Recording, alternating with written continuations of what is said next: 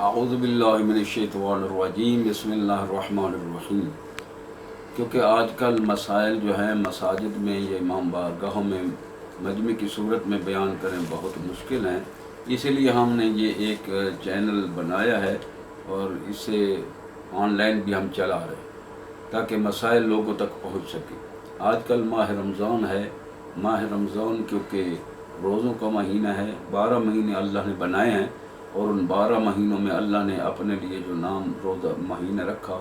اسے روزوں والا مہینہ قرار فرمایا، اور یہ وہ مہینہ ہے جس میں اللہ نے اپنی کتب اربع کتابوں کو بھی نازل فرمایا، اور اس مہینے میں اللہ کی ذات نے قرآن مجید کو بھی نازل کیا، لہذا یہ تمام مہینوں سے بھی زیادہ برکت والا اور رحمت والا مہینہ ہے۔ اس لیے اس میں اللہ کی ذات نے ارشاد فرمایا کہ یا ایھا الذین آمنوا کتب علیکم الصیام، اے صاحبان ایمان تم پر ہم نے روزے کو فرض قرار دیا۔ یہ فریضہ جو ہے صرف تمہارے لیے نہیں ہے بلکہ تم سے پہلی امتوں پر بھی یہ روزہ فرض تھا۔ قرآن مجید میں سورہ بقرہ میں رکوع نمبر دوسرے پارے کے رکوع نمبر 7 میں اللہ نے روزے کی تفصیل ارشاد فرمائی کہ یہ روزہ جو ہے کن چیزوں کے ساتھ انسان تم پر یہ فرض جو روزہ قرار دیا گیا ہے، اس روزے کے لیے کیا کیا چیزیں تمہارے لیے ممنوع ہو جاتی، کیونکہ روزے کا لغوی معنی ہے الامساک، رک جانا، لیکن ہر رکنے کو تو روزہ نہیں کہتے، روزہ اسی کو ہی کہتے ہیں کہ جس میں مخصوص چیزوں سے انسان پورا دن جو ہے مخصوص پیریڈ میں انسان چند چیزوں سے رک جائے تو اسے روزہ کہتے ہیں۔ مثال کے طور پر 9 چیزیں ہیں جن سے روزے رکنے کا نام ہے، ہر ایک پر میں تفصیل سے بحث کروں گا، لیکن کیونکہ فی الحال جو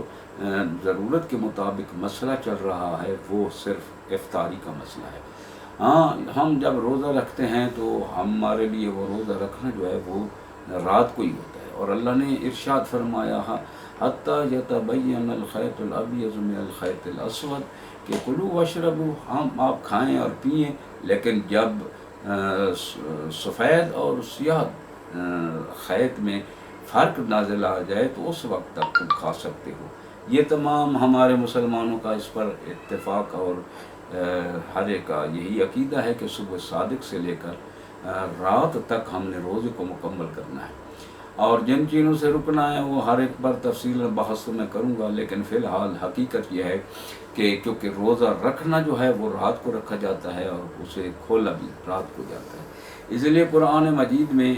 جب سورہ غروب ہوتا ہے تو عربی زبان میں غروب کے لیے اگر غروب تک روزے کو لے جانا مقصود ہوتا تو قرآن مجید میں یہ حکم ہوتا ثم اتموا الصیام الی اللیل، کہ روزے کو مکمل کرو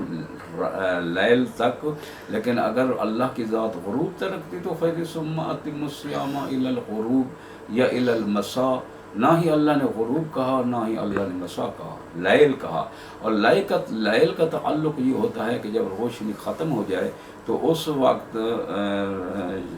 انسان کے لیے اندھیرا چھانا شروع ہو جائے تو وہ لیل شمار ہوتی ہے۔ ہمارے ہاں بھی اور اہل سنت کے ہاں بھی یہ مسلمات میں سے ہے کہ روزے کی یہ آیت رکھیں بھی رات کو اور کھولیں بھی رات کو، البتہ رات کے معنی میں لوگوں نے اختلاف کر دیا، اور بعض نے تو یہ کہہ دیا کہ بس غروب ہو جائے تو فوراً روزے کو افطار کر دو۔ اب اس افطار میں بھی 2 مسئلے ہیں، ایک مسئلہ یہ ہے کہ لوگ کہتے ہیں کہ اس افطار میں جلدی کرو اسے تاکہ فوراً ہی اذان، اور بعض حضرات تو اسے یوں سمجھتے ہیں کہ اذان بھی بعد میں دی جائے پہلے روزے کو افطار کیا جائے، لیکن مذہب شیعہ نے قرآن مجید کو مد نظر رکھتے ہوئے احادیث مسلمہ کو مد نظر رکھتے ہوئے ہمارا یہ عقیدہ، اور ہم نے اس پر بحث کی کہ رات تک روزے کو لے جانا ہے نہ کہ غروب تک۔ البتہ اس پر احادیث یا سیرت رسول خدا جو ہے وہ بھی مسلمات میں سے موجود ہے۔ ہاں، علماء کرام نے یہاں پر میں نے چند حوالہ جات بھی نوٹ فرمائے ہیں، جن علماء کے فرمائے ہوئے حوالہ جات کے اعتبار سے بھی میں چند بات کروں گا، لیکن پہلی بات یہ ہے کہ انسان جب تو روزہ رکھے تو پھر وہ رات کا ٹائم ہونا چاہیے، اور جب تو افطار کرے تو وہ بھی رات کا ٹائم ہونا چاہیے۔ اسی لیے ایک دفعہ جب فتح مکہ ہو چکا تھا، امام بخاری نے روزے کے باب میں اس حدیث کو تحریف فرمایا، اور یہ حدیث جو ہے تقریباً ٹیلی ویژن پر بھی یہ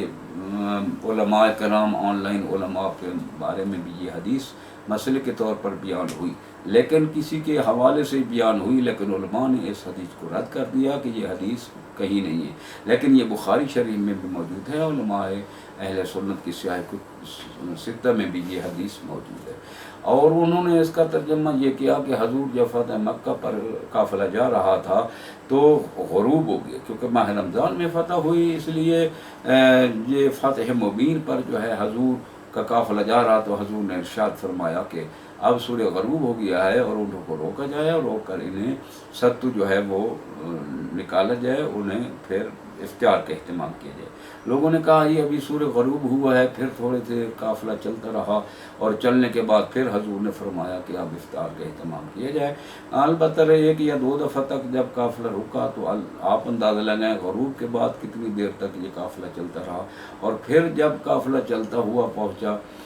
تو پھر قافلہ روکا گیا، اور روکنے کے بعد اونٹوں کو بٹھایا گیا، ان سے بوریوں سے ستو نکالا گیا، اور پھر ستو نکالنے کے بعد پانی میں گھولا گیا۔ جب اسے گھول دیا گیا تو اس وقت رسول خدا نے مشرق کی طرف نظر کرتے تھے اور کہتے تھے کہ جب لائل یہاں تک پہنچ جائے تو اس وقت تم نے افطار کرنا ہے۔ اب اسی لیے جو لوگ جو ہیں حالانکہ چاہیے چاہتے سورج غروب ہوتا ہے مغرب کی طرف، رسول مغرب کی طرف نہیں دیکھتے تھے بلکہ مشرق کی طرف دیکھتے تھے، تو اس سے یہ ثابت ہوا کہ جب سورج غروب ہوتا ہے تو اس کی سرخی جو ہے وہ مشرق کی طرف بڑھتی ہے، سایہ مغرب کی طرف سے آتا ہوا مشرق کی طرف بڑھتا جاتا ہے، جب مشرق کی طرف بڑھتا ہے تو یہی سرخی آسمان پر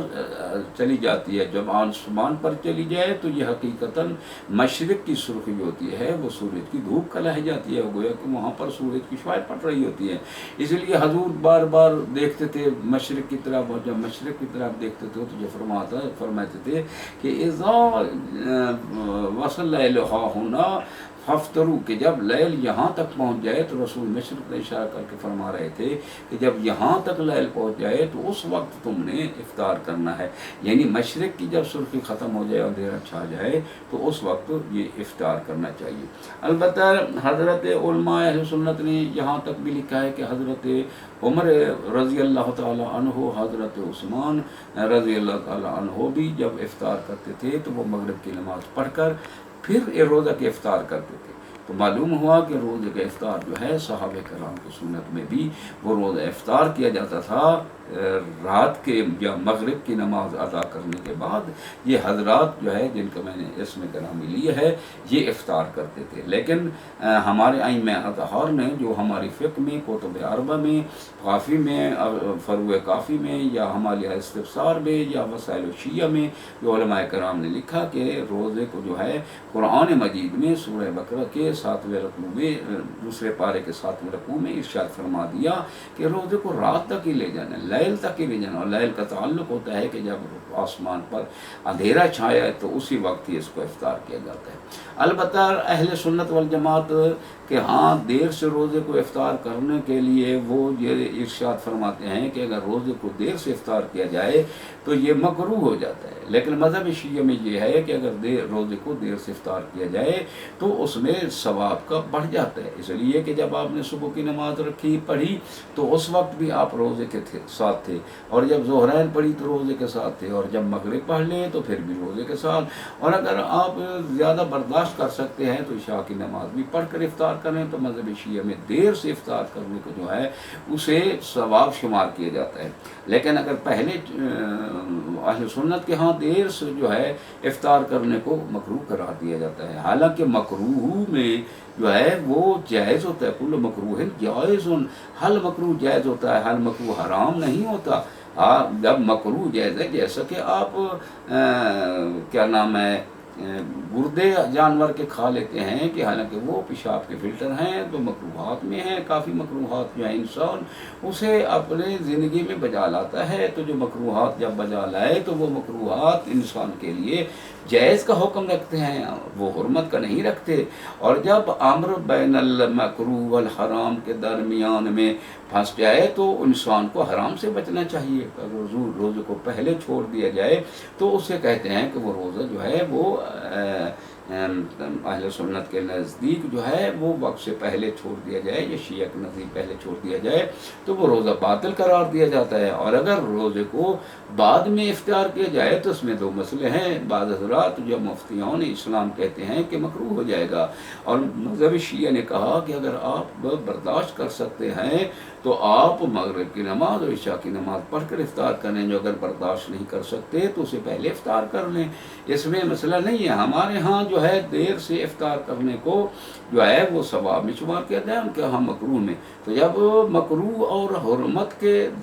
باب میں انسان پھنس جائے تو بہتر ہے حرام سے بچنا چاہیے اور مکروہ کی طرف انسان کو بچنا چاہیے۔ لہذا روزے کو جو ہے وہ جتنا بھی انسان اس روزے کو اعتبار سے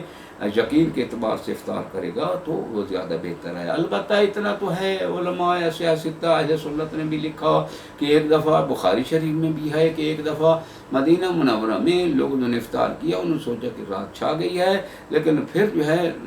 وہ بادل ہٹے اور آسمان مطلب صاف ہوا تو پھر سورج نکلنا شروع ہو گیا۔ تو گویا کہ انہوں نے بھی روزے کو اس حالت میں بھی انہوں نے کہا کفارہ جائز ہونا چاہیے یا نہیں ہونا چاہیے، ان پر علماء کرام نے اپنا تبصرہ کیا۔ البتہ یہ ہے کہ روزہ انسان کے لیے واجب ہے، فرض ہے، اس پر میں نے یہ چاندے بحث کی۔ انشاءاللہ کل اس کے بارے میں